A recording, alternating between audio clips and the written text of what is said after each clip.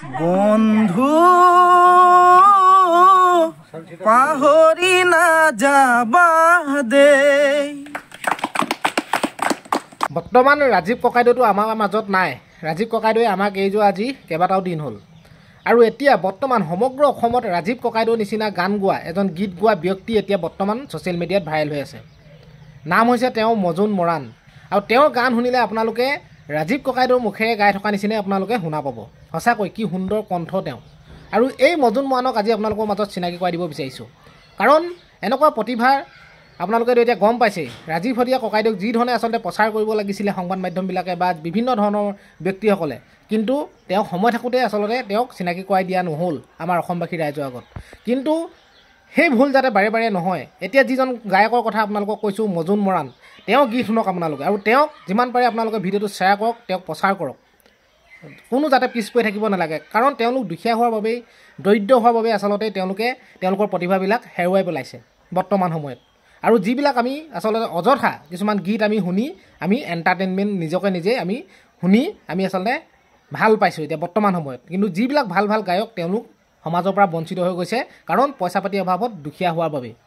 গতিকে এইজনক আমি ৰাজীৱ শদিয়া ককাইদেউকটো একো আমি কৰিব নোৱাৰিলোৱে জীয়াই থাকোঁতে। গতিকে এইজনৰ কণ্ঠ শুনক এবাৰ, তেওঁক ভাল পালে আপোনালোকে শ্বেয়াৰ কৰিব ভিডিঅ'টো, কাৰণ এই ভিডিঅ'টো মই নিজে বনোৱা নাই। এগৰাকী মহিলাই গৈ তেওঁক ঘৰত গৈ উপস্থিত হৈ তেওঁৰ বিষয়ে জনাইছে, তেওঁ কোন হয়, কি কথা, কেনেকৈ তেওঁ সংগীতৰ মাজলৈ আহিলে। গতিকে এই বাইদেউগৰাকীকো মই ধন্যবাদ জনাইছোঁ। তেওঁৰ ভিডিঅ' আপোনালোকে এই ভিডিঅ'টো চাওক, ভাল পালে এটা লাইক কৰিব, চেনেলটোত এটা ছাবস্ক্ৰাইব কৰিব, আৰু ক'ৰ পৰা চাইছে আপোনালোকে ভিডিঅ'বিলাক কমেণ্টত জনাবলৈ নাপাহৰিব। চাওক।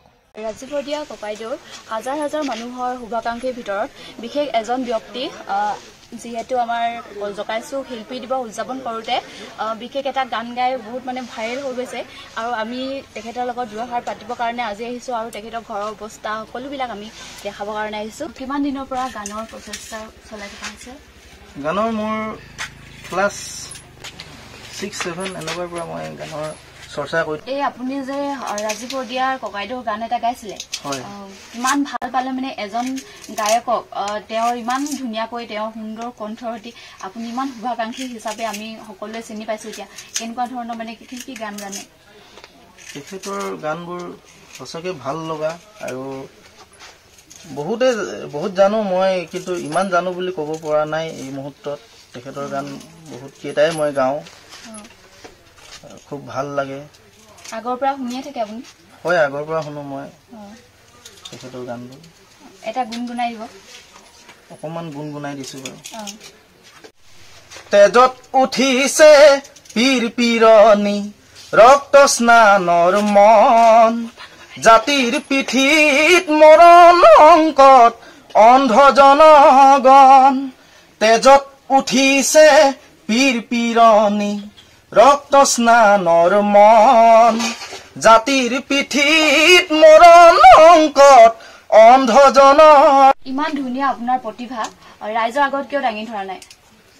হয়, মই গাবলৈ বহুতে চেষ্টা কৰি আছোঁ, যদিও মোৰ আৰ্থিক অৱস্থা তেনেই সঁচাকৈ ভাল নহয়। এইটো কাৰণে মই আজি যাবলৈ আগবাঢ়ি যাব পৰা নাই বুলিয়ে ভাবোঁ মই। আপুনি সুবিধা পালে আগবাঢ়ি যাবনে? হয়, নিশ্চয় যাব, নিশ্চয় যাম। গতিকে মোৰ ভিডিঅ'ৰ যোগেদি আপোনালোকক সকলোকে কওঁ, ইমান ধুনীয়া এজন গাঁৱৰ ইমান সুন্দৰ সুন্দৰ প্ৰতিভাসমূহ আমি আগুৱাই নিব লাগে। গতিকে আপোনালোকে যিমান পাৰে সহায় কৰিব, সেইটোৱে কৈছোঁ। আৰু ঘৰখনত ঘৰখন চলোৱা দায়িত্ব মোৰে পৰে, আৰু আই পিতাই মোৰ বুঢ়া হ'ল। তেনেকুৱা ক্ষেত্ৰত কিছু পিছ পৰি যাবলগীয়া হৈছে। এতিয়া আপোনাৰ এনেই নিজে কিবা গান এটা গাই দিয়ক, অকণমান গুণগুণাই দিয়ক। মই 2020 চনত এটা বিহুগীত এলবাম ৰাইজৰ মাজলৈ ঠেলি দিছিলোঁ, আৰু এই গানটি সকলোৱে শুনিছে নাই শুনা নাজানো, শুনিব বুলি মই আশা কৰোঁ। চবেই শুনিব এই গীতটি, আৰু সকলোৱে আদৰি ল'ব বুলি ভাবোঁ। আৰু সেই গীতটিয়ে মই গাবলৈ লৈছোঁ। এই গীতটি ক'ব লাগিব যে এই গীতটিত যথেষ্টখিনি সহায় সহযোগ কৰা কেইজনমান ব্যক্তি আছে। তেখেতৰ নামকেইটা ল'ব লাগিব, যিহেতু তেখেতৰ নামকেইটা নল'লে নিজে অকণমান বেয়া লাগিব। গীতটি লিখিছে প্ৰশান্ত মৰাণ, তেখেতে গীতটি লিখিছে আৰু সুৰ মই নিজেও কৈছোঁ গীতটোত, আৰু প্ৰশান্ত মৰাণ তেখেতে কৈছে, আৰু জামটু মৰাণ তেখেতো যথেষ্টখিনি গানটোত লিখনিবোৰ চাই দিছে, তেখেতকো আমি সঁচাকৈয়ে ধন্যবাদ জনাব লাগিব। আৰু ৰঞ্জিত তেখেতে আচলতে মোক এই গীতটি বাণীবদ্ধ কৰিবৰ কাৰণে মই নিশ্চয় কিবা এটা আপোনাক সহায় সহযোগ কৰিম বুলি তেখেতে কথা দিছিলে, আৰু সেই কথাৰ মৰমে তেখেতে সঁচাকৈয়ে গীতটি তেখেতৰ ওপৰতে হৈ উঠিলে বুলি ক'ব লাগিব। আৰু সেই গীতটিয়ে মই গাব লৈছোঁ। ফাগুনৰ বা লাগি পলাশ মদাৰৰে ফুল, যৌৱনৰ বা লাগি মন মুগুল থগুল, ঐ জোন ঐ জোন। বহুত বহুত ধন্যবাদ আপুনি মোৰ পেজত ইমানখিনি কোৱাৰ কাৰণে, আৰু আপোনাৰ প্ৰতিভাসমূহ আমি দাঙি ধৰিবলৈ চেষ্টা কৰিম। লগতে মই সকলোকে কৈছো এই ককাইদেউজনৰ প্ৰতিভাসমূহ যাতে আগবাঢ়ি যোৱাত আপোনালোকে সকলোৱে সহায় কৰে। ইমান সুন্দৰ কণ্ঠ আৰু ইমান সুন্দৰ প্ৰতিভা, আমি যদি সকলোৱে সহায় কৰোঁ নিশ্চয় এই যুৱকজন আগবাঢ়ি যাব পাৰিব বুলি মই ভাবোঁ। আপোনালোকে কি ভাবে?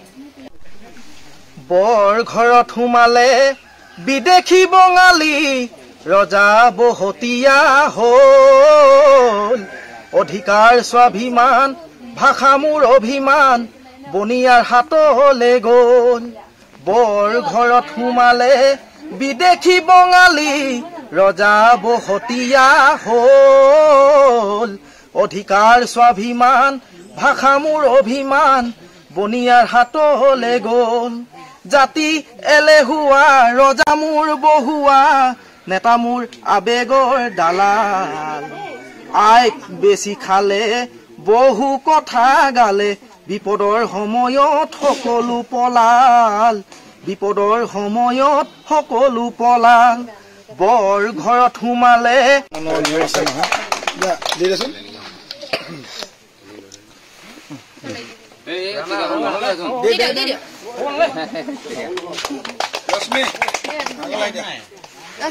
ৰশ্মি জিতুমণি মৰাণক জনাবৰ কাৰণে কোৱা হৈছে।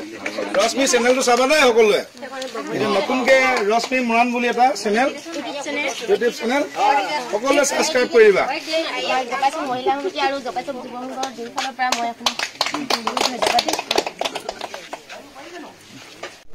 গাঁৱৰ ওচৰ চুবুৰীয়া ইমানখিনি মানুহ আজি এই যুৱকজনক সহায় কৰিবৰ কাৰণে আগবাঢ়ি আহিছে, আৰু বহুকেইজন ৰিপৰ্টাৰ আহিছে ভিডিঅ' কৰি নিবৰ কাৰণে, আৰু আপোনালোকৰ আগত নিশ্চয় দিব তেওঁলোকে।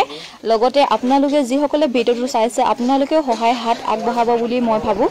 আৰু তাৰে মাজৰ এজন বিশেষ ব্যক্তিৰ পৰা আমি জানিব বিচাৰিম যে এনেকুৱা এজন আমাৰ অঞ্চলৰ পৰা এনেকুৱা এটা প্ৰতিভা থকা যুৱক আগবাঢ়ি যোৱাত কেনেকুৱা অনুভৱ হৈছে।